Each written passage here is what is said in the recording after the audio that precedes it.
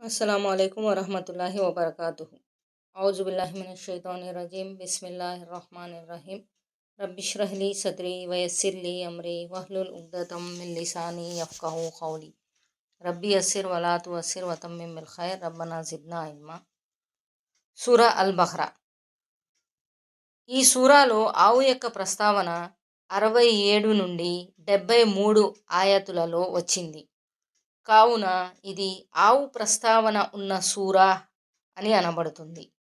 ఇది మదీనాలో మొదటి 2 సంవత్సరాలలో అవతరింపచేయబడింది.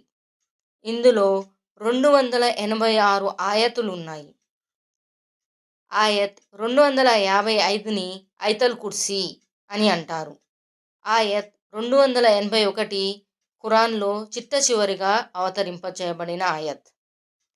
ఆయత్ 282ని ఆయతే దైన్ అని అంటారు. ఇది అన్నిటికంటే పెద్ద ఆయత్.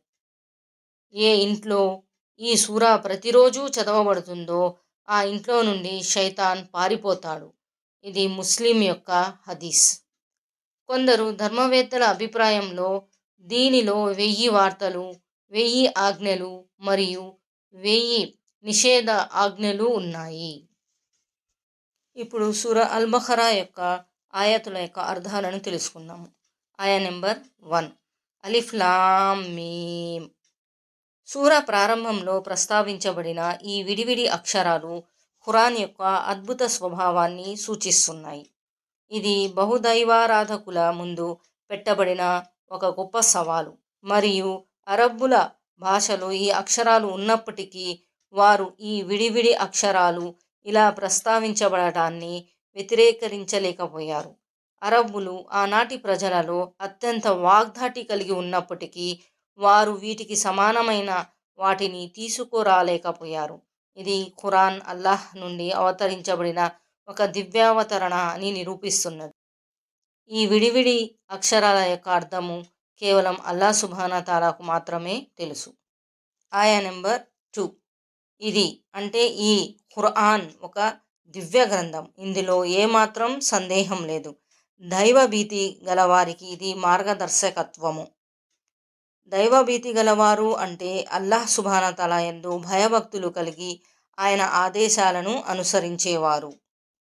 ఆయా నెంబర్ 3 ఎవరైతే అగోచర యథార్థాన్ని అంటే మానవ ఇంద్రియాలకు మరియు జ్ఞానానికి గోప్యంగా ఉన్న సత్యాలు అంటే అల్లాహ్ను, దేవదూతలను, స్వర్గ నరకాలను మొదలైన వాటిని విశ్వసించడం.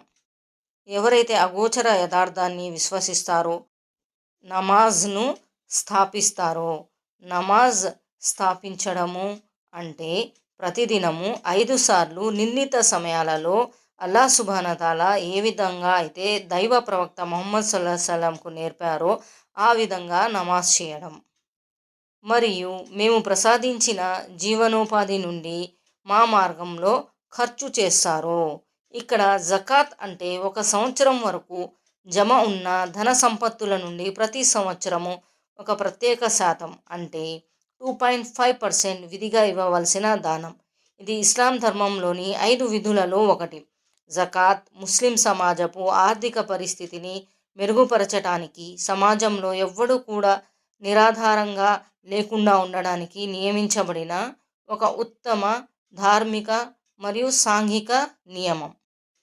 ఆయా నెంబర్ 4 మరియు ఎవరైతే ఓ ముహమ్మద్ ప్రవక్త సల్లల్లాహు అలైహి వసల్లం నీపై అవతరింపచేయబడిన దానిని అంటే ఈ ఖురాన్ను మరియు నీకు పూర్వం అవతరింపచేయబడిన వాటిని విశ్వసిస్తారో మరియు పరలోక జీవితాన్ని దృఢంగా నమ్ముతారో. ఆయా నెంబర్ 5 అలాంటి వారే తమ ప్రభువు చూపిన సన్మార్గంలో ఉన్నవారు మరియు అలాంటి వారే సాఫల్యం పొందేవారు. సుబ్హాన రబ్బిక రబ్బిల్ ఇజ్జతి అమ్మా యసిఫూన్ వసలామున్ అలల్ ముర్సలీన్ వల్హమ్దులిల్లాహి రబ్బిల్ ఆలమీన్.